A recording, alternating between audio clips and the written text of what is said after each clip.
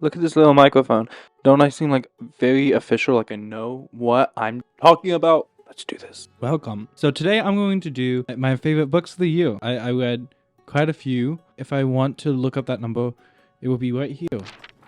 I read a lot of old books. I love classics. I love literary fiction, but I do read a good fair amount of science fiction, fantasy, romance, and I try to dabble in nonfiction when I can. I also have a lot of horror and like thrillers. So I read just about everything. I'm going to do my top 5 books of this year that did not come out this year, and then I'm going to do my top 5 books of the year that I read that came out this year. I don't know if I have 5, but I do think I do.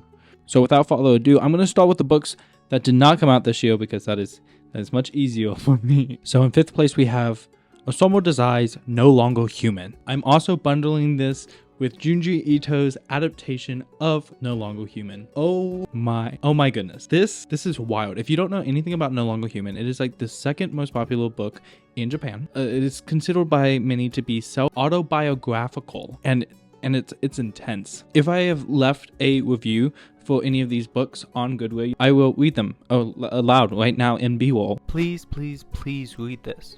I am a large horror and thriller reader, so I personally did not have any issue with the traumatic events in this story, but this is your warning that there are a lot of instances and mentions of suicide.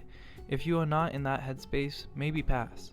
However, if you can handle it, you are in for a wild ride. To say this story is just about suicide does a great disservice to both the writer and yourself. This is a story about the struggle of living, not just a desire to end it. There are layers upon layers of nuance, and half of the fun is determining the difference between the real world and the version Yozo believes himself to be living in. This story is overly human, packed with adversity, addiction, and shame, yet it oozes a desire for more, an appreciation for certain existences. Short as it is, No Longer Human is able to paint a picture of a tormented, intelligent, and neglected man, all while showing you the path that led to some truly horrific scenes. Those are my opinions. It really is such a good book. But you'll probably notice by the other books on my list, I am not mentally well. There were some heavy hitting books on this list. The next one is, of course, Sweet Bean Paste by Dorian Sakagawa. This book was darling. I read it about a week ago. It's a short book. So Sweet Bean Paste follows this guy who has a criminal record, and he is working in a but he's working in this bakery, this little shop that's selling these like pancake things filled with sweet bean paste called Dokiyaki. I'm so sorry. And this lovely sweet old woman comes and teaches him how to make some really good sweet bean paste. I don't want to share much more than that. It's just very sweet. I noticed my top 5 is pretty heavily weighted on literary fiction. Don't worry, my next top 5, the ones that came out this year, will be slightly different. I also have an honorable mention in between for my favorite trilogy I read this year. In 3rd place, I don't actually have the copy of the book with me anymore because I am lending it to a friend, but that book is Lolita. And oh my goodness, this book is so good. I'll let you read my Goodreads review right now. This story is unlike anything else I've ever read. Lolita is about a pedo. I think that is widely known. So there were a lot of uncomfortable scenes. However, what confuses most people is the fact that the book is from the pedo's point of view. Therefore, despicable acts are depicted as romantic, leading to one of the worst reviews of this book of all time, the only true love story of our generation. This is not a love story. If you read this and thought at any time this relationship was cute, dungeon. 1,000,000 years dungeon. This book has some of the best prose I've ever seen in a book. There's a flow and a pace to this work that pervades every page. A lightened vibration, a single resonance reoccurring reliantly, like a tether that whispers, I know everything is awful, but isn't my voice beautiful? Isn't it enough? The pedo, he doesn't deserve a name, read the book if you want to know it, is an evil genius, and there were many times where real-life existential panic washed over me, because I know that there were actual monsters like him wandering the world today. Okay, so you understand. This book is about a pedophile, okay? So it's not like a happy-go-lucky, we want this guy. No.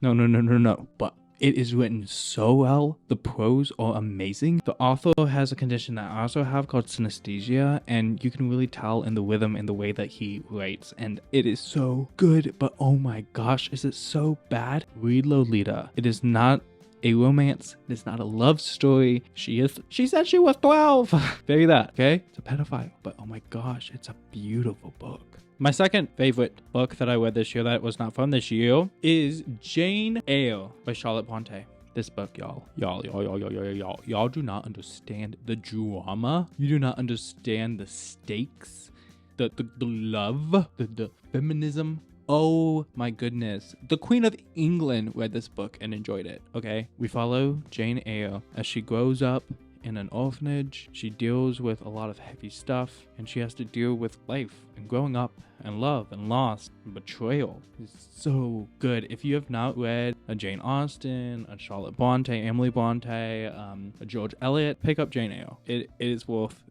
the ride. My favorite book this year so far that was not from this year is A Little Life by Hanya Yokohara. This is a chunker, and I just finished it, and it tore my heart out. It ripped it out, and it stomped on it, and I have never cried at a book before, and I don't know if I ever will, because I believe this book has claimed all of my tears that I will ever have. Just looking at the cover, this cover speaks volumes. I get pained looking at this cover, knowing what it represents, what it means, how it is literally the perfect cover for this book. If you don't know, A Little Life is about a group of 4 friends living in New York City. I had just recently visited New York City for the first time in June with my family, and it was so cool. I really like the atmosphere. It's like such a life to the city. Like being able to get baked goods at 1 a.m. That's the dream, okay? Point is, New York City was fresh on my mind. There's one of my emotional attachments to this book right there. Friendship, found family. I love it so much. I'm adopted. Oh my God. There was just so much. At the end of the day, this is a very heavy book. There's a lot with themes of mental illness, suicide. It is not easy to deal with, but oh my God, is it beautiful. Someone who does not have the most stable, healthy mental health myself, I felt very seen and understood by a lot of the complex, nuanced things going on with the idea of suicide. It is not a book to jump in. I did not actually know what this book was about. One of my friends from Barnes & Noble was like, I'm reading this book. And I was like, oh, bet, buddy, read. And like, oh my. But it is so good. A lot of people consider this torture porn. A lot of people think that it is overly graphic. There were times where I was like, this isn't graphic enough. There were some details that I was like, you could have gone a little farther. Okay, so you people complaining are just pussies. I'm just kidding. Most of my reading is in horror. If Little Life made you squirm and made you uncomfortable with the sexual violence in it, Everything the Darkness Eats by Eric LaRocca will make you have an aneurysm. You will die with this book in your hands. Okay, so it's not a competition, but A Little Life, I feel like, handled it very well. It was great. I had just finished tweeting it too, so that probably helps with the fact that it is so high on my list. I'm moving on to the top 5 books of this year. But before that, actually, I'm going to tell you about the trilogy that I enjoyed the most. So actually, I only read one trilogy this year. However, that was by design. I read The Poppy War, I read Red Rising, I read The Three Body Problem, and I read Mistborn. And of those 4 books, the beginning of a trilogy, I decided from there which trilogy I actually wanted to consume. The winner was Mistborn. I love characters. I love themes. I'm a literary person. I love that kind of stuff. Mistborn is not that. It is pure dopamine hit. It is pure plot. It is pure have fun with what is going on with this world. It is simple prose, straightforward action, and it was exactly what I needed between my crying. It was the perfect thing I needed between Lolita and something like Everything the Darkness Eats. I actually consumed them incredibly quick. I really enjoyed them. They were fun. They would not be what I handed a friend if I wanted them to get something out of a story, but they are something I would hand a friend if they wanted some escapism. For standalones with fantasy, I really also enjoyed The Song of Achilles this year. The way that it recontextualizes the Iliad and how that plays into the concept of idea of mythos and story really make it feel like a meta contextualization of myth itself. I really enjoyed The Song of Achilles. Sue me. Now it is time for the top 5 books from 2023 that were published in 2023. In 5th place in my favorite books of 2023 is Fourth Wing by Rebecca Yarros, and I am so sorry. I'm so sorry. This is the special edition with Sprayed Edge. I'm sorry. I read this book in 2 days. I ate this so quick. I was just coming off of I want to say Hammer and Hoe, which is a dissertation about black communists, so it was very dry. This, very wet, drowning me. This is not a good analogy. What does this book do well? The answer is nothing, but why? It is still enjoyable. It is like watching a dumpster fire. If Trisha Paytas and George Santos had a podcast, it would be this book. It does everything magnificently terrible, and it is so good. It's so much fun. Hey, I'm not telling you that meth is good for you. However, if you did meth, you would want to do it again.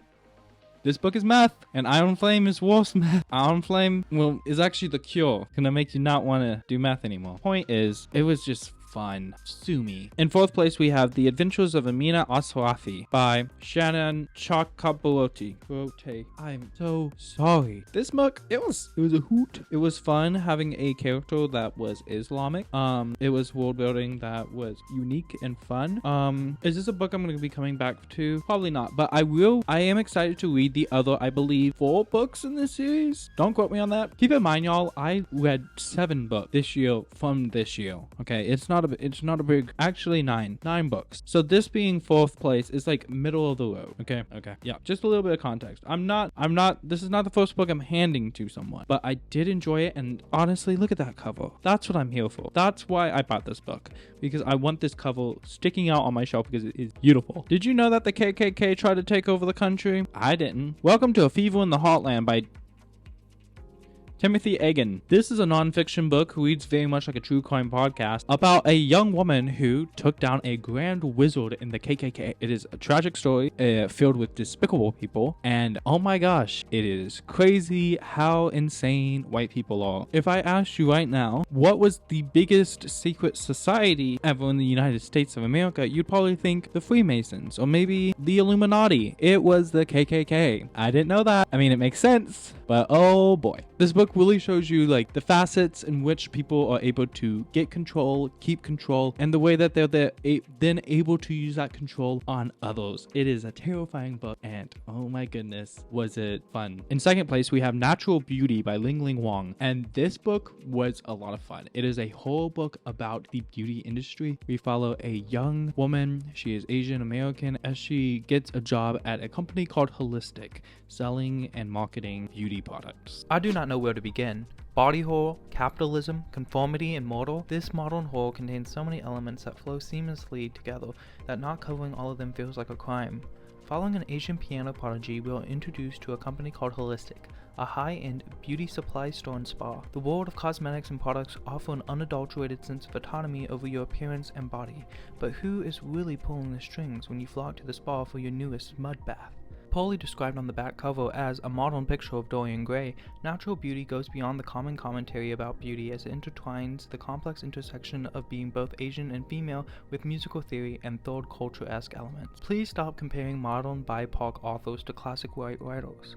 A 100-year-old book should not be the benchmark for new works. This book is so good. I enjoyed it so much. There are some issues with the plot. It does lose itself on occasion, but we can't blame her. She's lifting a lot of weight, but it's fun. It's fun. She's fun. Before I get into my favorite book of 2023, from 2023, I have an honorable mention. Camp Damascus by Chuck Tingle. Now you might be wondering, honorable mention, was it just so good that you couldn't place it in the top 5? No, that's not it at all. It's a fine book. It's about conversion therapy. There's demons. It's a conversion therapy camp story. Why I want to bring him up is I told my friend about this book, and then all she sends me is Google him. I said, who? She says, Google Chuck Tingle.